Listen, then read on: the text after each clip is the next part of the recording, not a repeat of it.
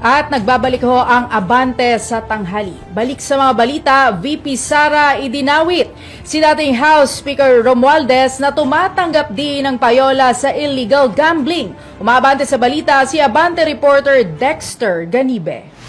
Abante Radyo Live Report.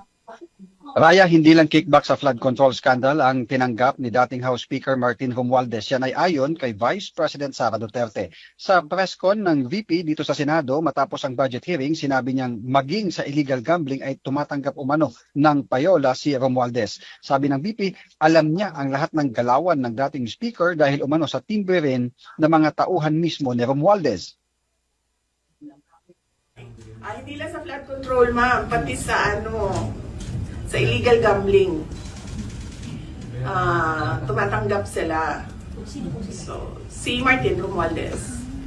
Hindi siya odd for Martin Romualdez because he was already involved in heavy luggages doon sa Okada case. Kung maalala ninyo, doon sa State of Delaware case sa Amerika, nabanggit na yung pangalan niya doon at nabanggit na rin yung pangalan niya doon na tumatanggap ng pera na nakalagay sa luggages. So, ganun talaga yung modus nila.